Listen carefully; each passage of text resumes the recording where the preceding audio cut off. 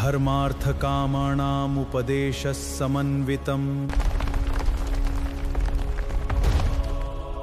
पूर्ववृत्तं कथायुक्तमितिहासम्. Before kingdoms rose and before history was ever written, there existed an ancient world where the story of Bharat quietly began. Hey everyone, and welcome to This Explainer. I am so excited you're here today because, well, we're embarking on a literally epic journey. We're going to travel back in time, way back, to trace a 1.5 million year saga. We're going from the untamed prehistoric wilderness of the Indian subcontinent right up to the very brink of civilization. We'll see how our earliest ancestors survived, adapted, and eventually thrived in a world that was honestly as beautiful as it was dangerous. All right, let's just dive right into it. So, what was India actually like before civilization? You know, before the grand palaces, before the bustling cities of the Indus Valley, even before written history. It's super easy to picture the subcontinent as we know it today, but we kind of need to strip all of that away. I want you to plunge yourself directly into a raw prehistoric landscape. Imagine a world where humanity wasn't the master of its environment. We were literally just another species, fighting tooth and nail to survive on the food chain. Section 1, the ancient Indian landscape. To really understand these early humans, we've got to understand their home.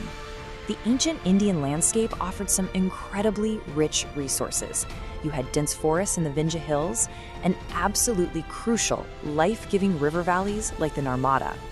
These rivers provided a permanent water supply, which of course attracted wild game and naturally our early ancestors.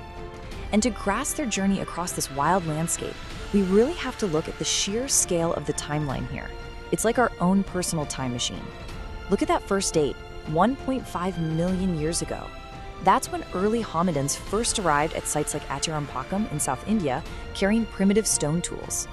Fast forward to 385,000 years ago, and we see a shift to more refined Middle Paleolithic cultures. Around 10,000 years ago, as the Ice Age ended, we hit the Mesolithic period, which brought this massive explosion of rock art. And finally, around 7,000 BCE, everything changes with the dawn of farming at Mehrgarh. Section 2, hunter-gatherers and dangerous wildlife. So for the vast majority of our prehistoric timeline, humans were hunter-gatherers. And let me tell you, stepping out of your shelter back then, yeah, it was not a casual stroll. You were walking into a pretty terrifying reality. Our early ancestors shared their daily habitat with an overwhelming volume of dangerous wildlife. I mean, we're talking tigers, lions, massive wild cattle, giant sloth bears. Survival meant being constantly vigilant, relying entirely on foraging, hunting, and having a really deep, intimate knowledge of this dangerous world. But here's a truly wild fact for you. Researchers have actually found Mesolithic cave paintings in central India showing a two-horned rhinoceros. Now, the only Asiatic two-horned rhino is the Sumatran rhino, which tells us that the physical range of these incredible beasts and the humans who encountered them was vastly different than what we see today. Section 3, evolution of Stone Age tools. Okay, so how exactly did a physically vulnerable human survive among all those giant beasts? The answer is human ingenuity. We survived through the mastery of fire, coordinated group hunting, and, well, most importantly, our evolving tool-making abilities. Over hundreds of thousands of years, our ancestors went from merely picking up convenient rocks to expertly shaping their environment. Back in the lower Paleolithic, humans used these large, heavy Acheulean hand axes and cleavers. Think of these as blunt force survival stones, great for heavy-duty butchering or chopping. But fast forward to the Mesolithic period. Humans transitioned to microliths, which are these tiny, razor-sharp stone blades. They attached these to wood or bone to create composite tools like spears and arrows. This was a total game changer because it meant they could hunt efficiently from a safe distance. To really ground this idea, check out this intricately carved bone tool found at the Burzaham archaeological site in Kashmir. They weren't just using stone anymore, they were utilizing bone and antler from the very animals they hunted. Notice the smooth finish and the tapering point. We're literally seeing the bridge here between raw, desperate survival and early, deliberate craftsmanship. But it actually gets even better. Take a close look at the engravings on this specific bone tool. Those aren't just accidental scratches. No way. Those are striking geometric patterns. The absolutely crucial point here is that these weren't just purely functional items anymore. They are early pieces of art. The people making these tools were making incredible cognitive leaps. showing an urge to decorate, to create patterns, and to just bring aesthetics into their everyday lives. Section 4. Life in Bhimbetka Rock Shelters.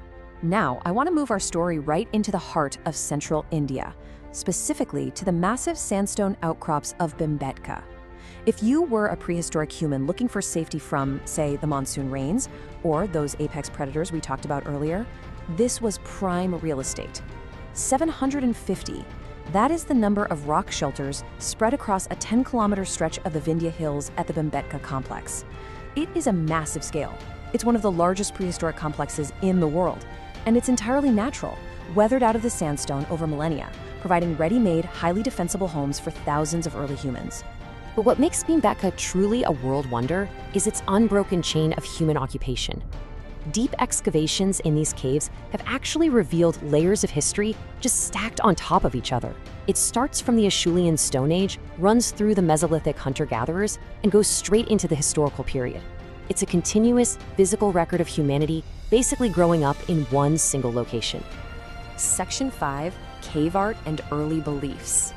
The inhabitants of Bhimbetka didn't just leave behind stone tools, though. Around 10,000 BCE, as the climate warmed, we see this magnificent explosion of prehistoric creativity. These early hunter-gatherers began to paint their daily lives, their fears, and their beliefs onto the cavern walls around them, basically leaving us a visual diary of prehistoric India. Let's look at the rich themes captured in this rock art, which they created by crushing up red hematite, green nodules, and white pigments. You see these dynamic hunting scenes with archers and spears. You see joyous communal dances with people linked arm in arm.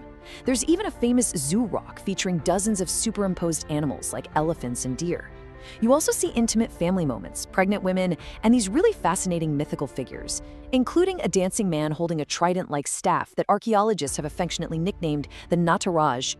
I absolutely love this quote from our sources. The technological and social details are told in their own system of narrative pictorials. You see, these paintings were far more than just doodles. They were a really complex communication system. They tell us what these people wore, how they organized their hunts, and how they celebrate it. It captures their deep, spiritual connection to nature, to the animal kingdom, and to their tribal life. Section 6. The Dawn of Farming Villages. As we move forward in time, the story shifts dramatically. We arrive at the Neolithic transition, often called the Neolithic Revolution. This is the monumental moment where humans stopped wandering around as hunter-gatherers and started actually molding the earth to fit their needs. At groundbreaking settlements like Mehrgarh starting around 7000 BCE, we see a massive shift. Step 1, they tamed the wild beasts, domesticating sheep, goats, and cattle. Step 2, they learned to cultivate crops like barley and wheat. Step 3, because they didn't have to follow migrating herds anymore, they built permanent multi-room mud brick homes. And finally, Step 4, they developed beautiful pottery, storage systems, and even complex trade networks for goods like seashells and lapis lazuli. Here we can see the actual archaeological remains of those first permanent mud brick houses at Mehrgarh, alongside early artistic pottery found at sites like Burzahom.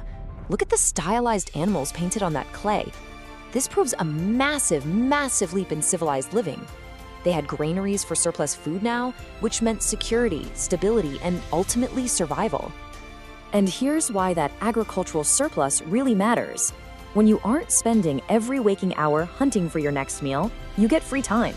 Just look at the stunning female figurine and the intricate bead ornaments and necklaces, all excavated from Mehrgarh. Settled farming led directly to specialized arts, sophisticated crafts, and the beginnings of complex social and religious structures. Which brings us to a final, pretty provocative thought. Think about this epic 1.5 million year struggle. From dodging giant predators with shark rocks, to painting masterpieces in the caves of Bhimbetka, to finally laying down the mud bricks of Mehrgarh. How did these early farming villages ultimately set the stage and provide the crucial blueprint for India's first great urban empire, the mighty Indus Valley civilization? It's a fascinating question, and one that just goes to show how deep and connected the roots of human history truly are. Thank you so much for joining me on this explainer, and keep exploring. To uncover more hidden stories of history, make sure to like, share, and subscribe.